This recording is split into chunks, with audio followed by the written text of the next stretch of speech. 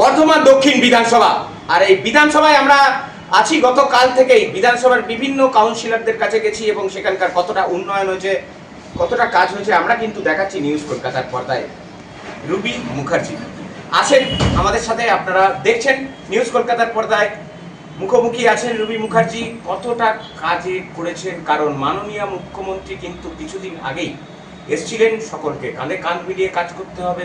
2026-এর যে ভোট আসতে চলেছে, সাধারণ মানুষের জন্য দুয়ারে সরকার থেকে শুরু করে বুথে বুথে 10 লক্ষ টাকা করে দিয়েছেন উন্নয়নের কাজের জন্য। একটু রুবিদির কাছে যাব। রুবিদি, প্রথমে আপনাকে নিউজ কলকাতায় স্বাগত জানাই এবং প্রথমেই আজ উচ্চ মাধ্যমিকের প্রথম সেমিস্টার, কি বলবেন ছাত্রছাত্রীদের জন্য? তাদের জন্য তো বলবো যে সফল হোক, সুষ্ঠুভাবে পরীক্ষা নির্বিঘ্ন হোক, এই আর অশান্তি যেন কোনো রকম না হয়, মানুষ যেন সহযোগিতা করে। এখন তো এটাই সমস্যা হয়ে গেছে, কিছু মনে করো না। মমতা ব্যানার্জির অনুপ্রেরণা, নির্দেশের সহযোগিতায় যথেষ্ট কাজকর্ম হচ্ছে, কিন্তু তাও কিছু মানুষ আছে যারা কিন্তু বাধা প্রতিবন্ধকতা সৃষ্টির জন্যে রয়েছে, এটা মানতেই হবে। তো এই যে এসএসসির পরীক্ষাটা নির্বিঘ্ন হয়েছে, কোনো সমস্যা হয়নি, এটা থেকে খুশি হলাম। এবার বাকি যে পরীক্ষাগুলো সেগুলো নির্বিঘ্ন হোক, কোনো সমস্যা যেন না হয়, মানুষ যেন সহযোগিতা করে। এই মমতা ব্যানার্জির এই যে এগিয়ে নিয়ে যাওয়ার প্রচেষ্টা, সেটা যেন বাধা না দেন, এটাই শুরু করবো। আপনিও একজন মহিলা, কতটা উন্নয়ন হয়েছে আপনার মুখ্যমন্ত্রী একজন মহিলা, এবার কাজগুলো একটু যদি আমাদের এবার বলি। আচ্ছা, মিউনিসিপ্যালিটি ইলেকশনে যখন আর কি প্রার্থী হলাম, মানুষের কাছে ভোট চাইতে গেলাম, তখন মানুষের একটাই প্রধান চাহিদা ছিল, আমার এই 2 নম্বর ওয়ার্ডে সুভাষপল্লী, ওখানে না প্রচুর জল জমে। ওটা একটা সমস্যা ছিল, সাংঘাতিক সমস্যা ছিল জল জমা। প্রত্যেকে এটাই বলেছিলেন যে দিদি, এই জল জমার সমস্যা থেকে যেন আমরা মুক্তি পাই, এইটা আগে দেখুন। তো আমিও বলেছিলাম, প্রতিশ্রুতি দিয়েছিলাম যে সবার আগে এইটাই দেখবো, যে এই রাস্তার উন্নয়ন, জল জমা থেকে আপনাদের মুক্তি। তা বলতে নেই, সেটা তো আপনারা আসতে গিয়ে দেখলেন। এই রাস্তা জানি না আপনারা এখানে আগে এসেছিলেন কিনা, যদি এসে থাকতেন তাহলে পরিবর্তনটা দেখতে পারতেন।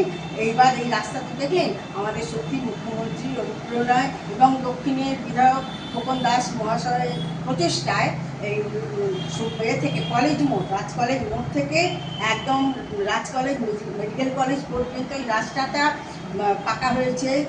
এবার ব্লকের রাস্তা হয়েছে, রাস্তার দুধারে ফুটপাথ হয়েছে, মানুষ এখন নিশ্চিন্তে এই রাস্তা দিয়ে যাতায়াত করছেন। আগে এই রাস্তায় প্রচণ্ড দুর্ঘটনা ঘটতো, জ্যাম হতো, সেসবের বালাই নেই। সৌন্দর্যায়ন হয়েছে, গাছ লাগানো হয়েছে, তারপর তো দেখছেন পথবাতি লাইট পোস্ট লাগানো হয়েছে, পোস্টে লাল নীল সাদা নীলের আলো জ্বলছে, এত ঝকঝক করছে সাদা এই এরিয়া। মানুষ এই ব্যাপারে খুব খুশি।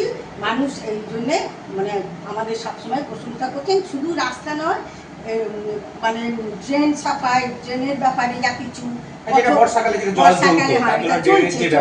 কিছু যে অব্যবস্থা আছে নেই তা বলবো না, কারণ হচ্ছে কি 2 নম্বরের সঙ্গে 8 নম্বর 3 নম্বরে তো সংযোগ আছে ট্রেনগুলো।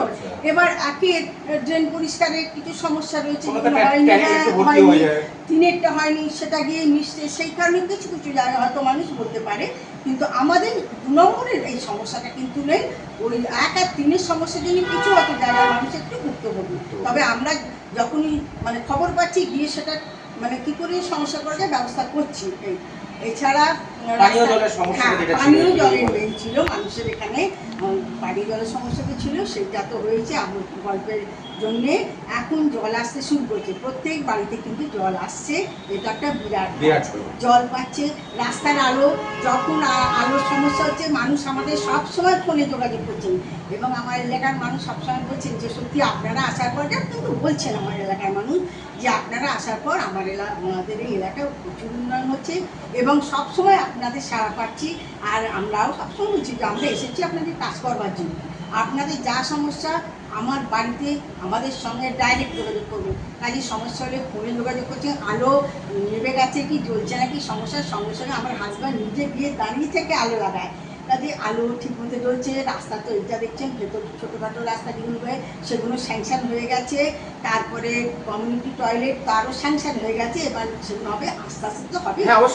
এইসব কাজ হতে গেলে বর্ষা একটা সমস্যা। আর আমাদের এখানে মানে ইন্ডিয়া জুড়েই দেখছেন তো জল এবার এবছর প্রচুর পরিমাণে হয়েছে, কাজেই মানে জল বন্ধনের কাজ করবো সুযোগটা আমরা পাচ্ছিলাম না, টাকা আমাদের স্যাংশন হয়ে গেছে, মানুষকেও সেটা বলছি। আবার তো বুতে 10 টাকা করে দেওয়া হ্যাঁ, হয়েছে। এটা তো একটা বাড়তি পাওনা। আরেকটা পাওনা। কাজ করবার আমাদের খুব সুযোগ আসছে, আমরা নিশ্চয়ই করব।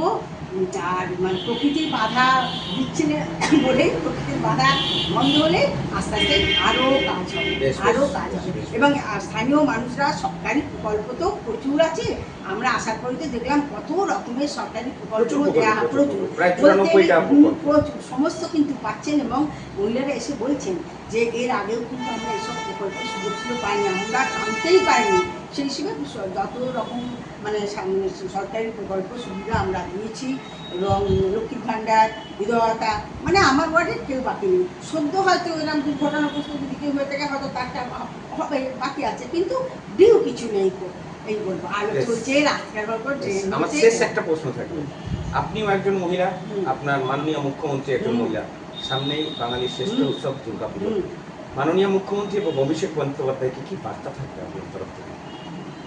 ওনাদের নির্দেশ মতো সমস্ত মানুষ চলুক, আমরা চলবো, ওনারা যেভাবে এগিয়ে যেতে বলছেন ওনাদের নির্দেশ মতো এগিয়ে যাবো। আমাদের মন্ত্রী, মাননীয় মন্ত্রী মমতা বন্দ্যোপাধ্যায় তো মানে কি বলবো, মানে এগিয়ে নিয়ে যাওয়ারই বার্তা সবসময়। উনি তো মানুষের পাশে আছেন, মানুষকে কীভাবে সহযোগিতা করা যায় তো সবাই দেখছেন। আমি তো প্রচণ্ডভাবে মমতা ব্যানার্জি মানে অনুপ্রাণিত একজন মহিলা, কাজে ওনার পথে চলছি, ওনার পথেই চলছি।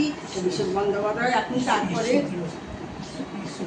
হ্যাঁ এইটাই বলি, এবার ঈশ্বর যেন মানে সহযোগ মানে আমাদের পাশে থাকেন, আমাদের সমস্ত জনগণের পাশে।